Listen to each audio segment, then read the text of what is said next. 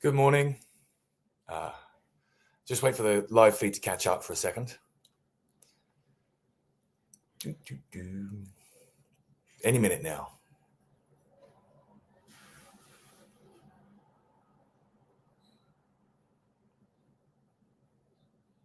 Good morning. Today's New York Times has a coffee stain on it, which is why I'm not showing you the front. Good morning.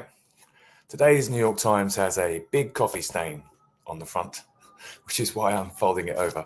The story is that Democrats are blasting crypto dealings of the Trump family. What's really amazing about this story is it's actually the New York Times saying Democratic senators read the coverage in the New York Times from the weekend, well, from just before the weekend, about Trump's crypto stuff.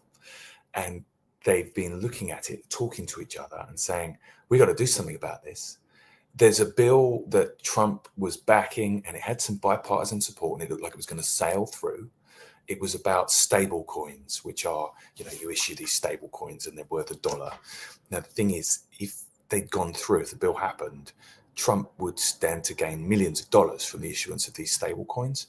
And it's just naked corruption. The New York Times reported on this last week, and it was kind of a story that at the time, when we read it together, was kind of depressing. We were talking about corruption and how it just happens. Evidently, nobody on the Democratic Party understood the depth of the corruption at stake. They read the newspaper and then they passed literally copies of the New York Times around in the Senate. Rep. Maxine Waters from Watts in California, which is a horrible place, but a very important place. And I've been there, and it's unbelievable how horrifically racially segregated it is, and how it's essentially like it used to be a car town, Watts, and there's a car union, black auto workers, and then there were various efforts to suppress those people. Anyway, Maxine Waters, fantastic congresswoman, black woman, very outspoken. She literally read aloud from the New York Times in a gathering of Democrats the other day and told them why this is so corrupt. Now the Democratic Party have found a little bit of a backbone. I saw that Jeff Merkley, who's a senator from Oregon, had said something about it being corrupt in a whole brand new way. I once interviewed Jeff Merkley when I lived in Portland and was a news reporter before he was a senator. Safe seat, that. It's a safe seat. The other person who's spoken up is Elizabeth Warren, who, also said something scathing. What's happened is quite a few Democrats are now issuing sort of concern and palsy statements on this bill about stablecoin. Even a Republican congresswoman from Wyoming has said that it gives her pause, which is remarkable. Courage from the Republican Party.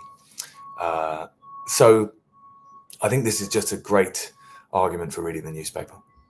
It's also really reassuring to me that the press did the hard investigative work that the Democratic Party couldn't be bothered to do. And the Democratic Party is now sort of slowly, 5 days later, grinding its gears up to resist something evidently Putin-esque, Putinesca, like spaghetti, on the part of the Trump administration. Trump's spokeswoman again says there's no conflict of interest because Trump's sons are managing the money, but the money goes straight into Trump. Like, he benefits hugely financial from this legislation. So there is a conflict of interest. There's just not a conflict of interest that's yet been legislated for, because until very recently, even Donald Trump was saying that crypto was the preserve of scammers and criminals. Of course, being one himself, he suddenly realized there was an opportunity here, and he's moved quickly to get around the fact that nobody's made any legislation to stop him being corrupt in this way yet. Hopefully, the Democratic Party can move at the lightning speed it has so far not done to actually prevent Trump from making millions and millions of dollars from passing a policy that's evidently in his own financial self-interest. You guys, you Republican Party people, you're maniacs. Trump last night, through a fundraiser, cost $1.5 million a head for crypto entrepreneurs. They're all pouring cash into him in the hopes that they can open the way for themselves. Crypto boys, crypto bros, I hate you. I hate you. You're everything that's wrong with this country and the world. That's what I've got to say about crypto. Thanks very much. It's been a pleasure reading the newspaper so that you don't have to. My name's Matt Davis. I look forward to being back here tomorrow. Feeling rather chipper this morning on this news, I must say.